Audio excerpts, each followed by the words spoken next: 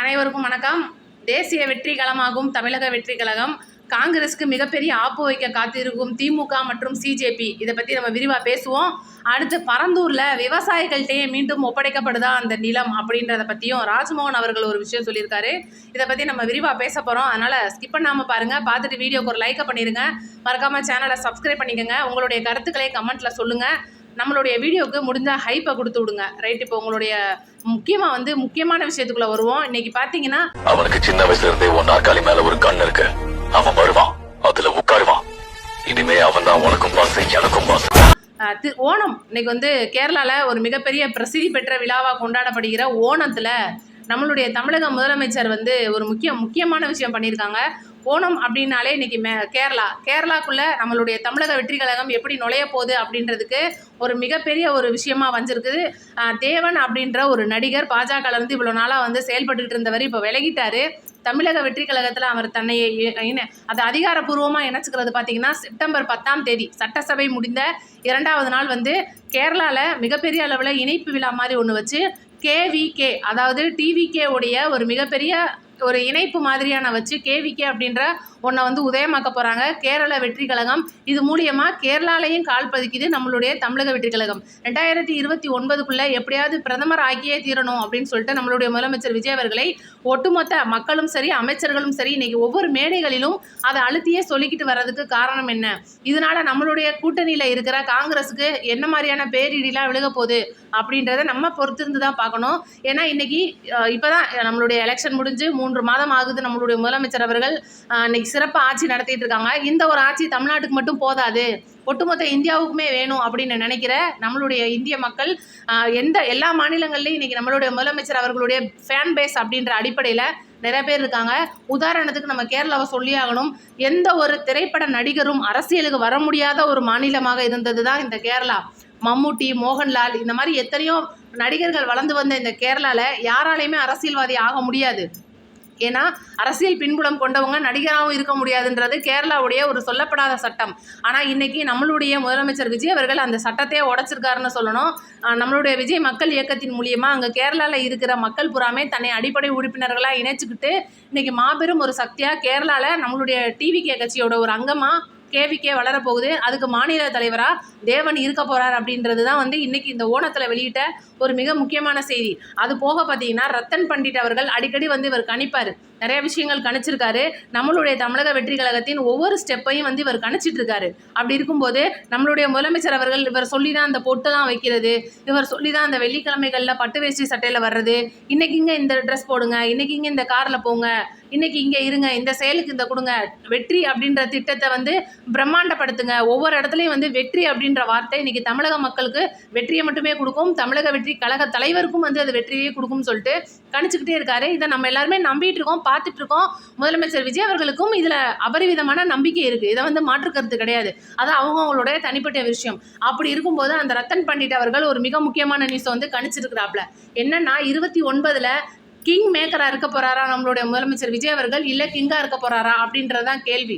அதாவது இந்த இடத்துல கிங் மேக்கர் கிங் அப்படின்றது பிஎம்முக்கான ஒரு மிக முக்கியமான தேர்தல். இந்தியாவை ஆள தகுதி படைத்த தலைவர்களில் இன்னைக்கு மிக முக்கியமான இடத்துல இருக்காரு மோடி. தொடர்ந்து 3 முறை சறுக்காத மோடி அவர்கள் வரக்கூடிய இடைத்தேர்தல் பிரதமர் தேர்தலில் அவரால் நிற்க முடியுமான்னு கேட்டால் அவருடைய வயது அப்படின்றது 70 நெருங்கிக்கிட்டு இருக்கு. பிரதமருக்கு 70 வயது ஆனால் இருக்க முடியாது அப்படின்றது ஒரு சொல்லப்படாத சட்டம். இது போக பிஜேபியில் நிறைய தலைவர்கள் முன்னாடி வராங்க.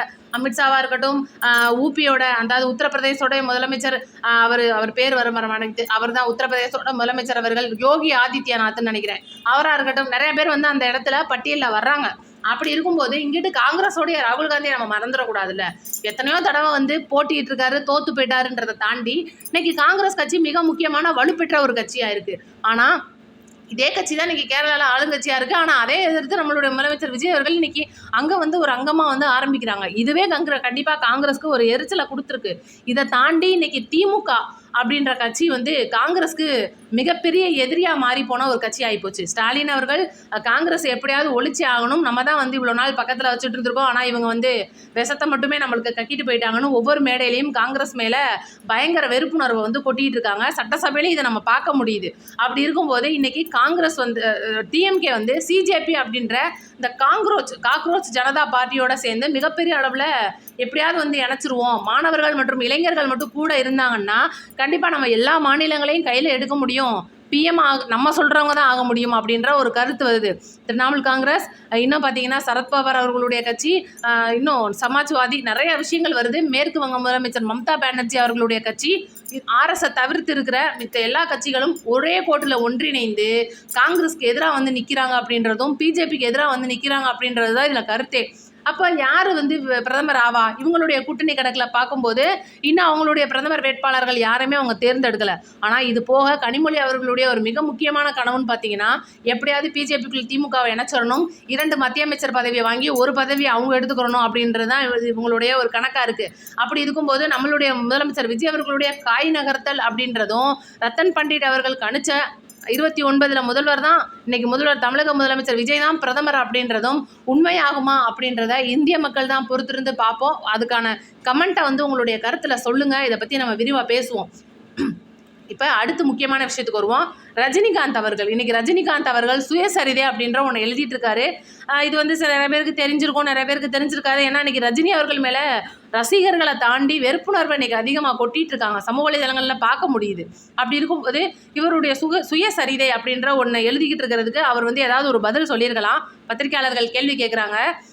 ஜெயிலர் படம், தர்மன் படத்தை பற்றி கேட்குறாங்க. எதை பற்றியுமே அவர் பேசலை. படம் நல்லா போகுதுன்றதை மட்டும் சொல்லியிருக்காரு. ஆனால் இன்றைக்கி நம்மளுடைய முதலமைச்சர் விஜய் அவர்களுடைய 100 நாள் ஆட்சி எப்படிங்க இருக்குது அப்படின்னு கேட்கும்போது, இன்றைக்கி பரந்தூர் விஷயமா இருக்கட்டும், இல்லை ஏதாவது ஒரு விஷயமா இருக்கட்டும், கமல்ஹாசன் அவர்கள் திமுகவுடைய கூட்டணியில் இருந்தாலும் நம்மளுடைய முதலமைச்சர் அவர்களை பாராட்டி ஒவ்வொரு அறிக்கையும் கொடுக்குறாரு, ஒவ்வொரு விஷயமும் செஞ்சிட்ருக்காரு. ஆனால் ரஜினிகாந்த் அவர்கள் நம்மளுடைய முதலமைச்சர் விஜய் பற்றி பேசினாலே பதறி அடிச்சுக்கிட்டு பின்னங்கால் புடனில தடிக்க ஓடிடுறாரு. காரணம் என்னவா இருக்கும்? ஒருவேளை பொறாமையாக இருக்குமோ அப்படின்லாம் கேட்டால் அது கண்டிப்பாக பொறாமை தான், வேறு ஒன்றுமே கிடையாது அப்படின்றது தான் உண்மை. பொறாமையின் காரணமாக அவர் பேச மாட்டேங்கிறாரு. நமக்கு கீழே இருந்து வளர்ந்து வந்த ஒரு பையன் இன்னைக்கு நம்மளுடைய தலைமையில ஏறி முதலமைச்சராக உட்காந்துருக்கான் அப்படின்னு நினைக்கும் போது அவருக்கு அந்த பொறாமை இருக்கத்தானே செய்யும். என்னதான் இருந்தாலும் அவர் தமிழர் கிடையாதுல்ல, கர்நாடகாக்காரர் தானே அப்படின்னு தான் கேட்க தோணுது. ஏன்னா கர்நாடகாவில் 3 தமிழர்கள் விவசாயிகள் சுட்டு கொல்லப்பட்ட விஷயத்துக்கே வாய் திறக்கலை இந்த ரஜினிகாந்த் அவர்கள். அதனால் அவர் மேலே இருக்கிற மரியாதை நிறைய பேருக்கு குறைஞ்சிக்கிட்டே வருது. இதன் மூலியமாக இந்த சுயசரிதையை வந்து அவர் வெளியிட காத்திருக்கிற அப்படின்ற ஒரு நிகழ்வு பார்த்தீங்கன்னா, பிரதமர் மோடி தான் அதை வந்து வெளியிட போகிறாராம். இதை வந்து நம்மளுடைய ஸ்டாலின் அவர்கள் வந்து முதல் பதிப்பை பெற்றுக்கிற போகிறார் அப்படின்ற ஒரு மாபெரும் அப்டேட்டை ஒன்று கொடுத்துருக்காங்க. அப்போ என்ன நினைக்கிறாரு ரஜினிகாந்த் அவர்கள்? திமுக மற்றும் பாஜகவை ஒரே மேடையில் ஏற்றி வந்து உட்கார வச்சு வேடிக்கை பார்க்கணும்னு நினைக்கிறாரா? இல்லை தமிழகத்தை எப்படியாவது காவிச்சாயத்தை பூசணும்னு நினைக்கிறாரா? இல்லை ஏதோ இவளுக்காக ஒரு ஆளுநர் பதவி காத்துக்கலாம் இருக்குன்னு சொல்கிறாங்களே, அதுக்காக வந்து இந்த மாதிரி வேலைகள்லாம் பார்க்குறாரா அப்படின்றது பொறுத்திருந்து தான் பார்க்கணும். ஏன்னா இன்றைக்கி சூப்பர் ஸ்டார் ரஜினிகாந்த் அவர்கள் சொல்லிட்டாலே யாருக்கு அவர் சொல்கிறாரோ அவருக்கு தான் நாங்கள் ஓட்டு போடுவோம் அப்படின்றத உடைச்சதே நம்ம தமிழ் மக்கள் தான். ஏன்னா தேர்தல் 26 சட்டமன்ற தேர்தல் வர்றதுக்கு முன்னாடி கூட 6 மணிக்கு வரைக்கும் கூட ரஜினிகாந்த் அவர்களுடைய விளம்பரம் யூடியூப்ல வந்துட்டே இருந்துச்சு. திமுகவுக்கு ஓட்டு போடுங்க, திமுக தான் நல்லதுன்னு. ஆனால் அதையும் தாண்டி நம்மளுடைய தமிழக மக்கள் டிவிக்கேவை ஜெயிக்க வச்சு உட்கார வச்சுருக்காங்க. அப்போ எந்த அளவுக்கு ரஜினிகாந்த் அவர்களுடைய மவுசு குறைஞ்சி போச்சுன்னு நம்ம பார்த்து தான் ஆகணும். இதுதான் இன்றைக்கி நம்மளுடைய தமிழக மக்களோட நிலைமை. ரைட்டு, இப்போ நம்மளுடைய முதலமைச்சர் அவர்கள் தமிழக வெற்றி கழகம் அப்படின்றத தூக்கிட்டு தேசிய வெற்றி கழகம்ன்றது இறக்க போகிறாங்களா அப்படின்றத நம்ம பொறுத்திருந்து பார்ப்போம். இதை பற்றின உங்களுடைய கருத்துக்களை மறக்காமல் கமெண்ட்டில் சொல்லிட்டு போங்க. எப்படி பார்த்தாலும் பிஜேபி நம்மளை வந்து பயங்கரமாக மிரட்டிட்டு இருக்காங்க. செந்தில் பாலாஜியோட ஆடியோ அப்படின்ற ஒரு வகையில் ஜூவியில் மிகப்பெரிய அளவில் ஒரு ஆர்டிக்கல் வந்திருக்கு. பொங்கலுக்குள்ளே எப்படியாவது டிவிக்கேவை முடிச்சாகணும், இந்த ஆட்சி எப்படியாவது கவுத்தாகணும், ஒரே நாடு ஒரே தேர்தலில் எப்படியாவது எல்லா மாநிலமும் சைன் போட்டு முதல்வர் விஜய் அவர்களுடைய ஆட்சியை கவுத்தாகணும்னு சொல்லிட்டு பல்வேறு வகைகளில் இன்றைக்கி வந்து நெருக்கடி நம்மளுக்கு வந்துட்டு இருக்கு. இதெல்லாம் பற்றி நம்ம அடுத்தடுத்த வீடியோக்களில் தெளிவாக பேசுவோம். இந்த வீடியோவை 4 பேருக்கு ஷேர் பண்ணி விடுங்க. நன்றி, வணக்கம். அடுத்த வீடியோவில் சந்திப்போம்.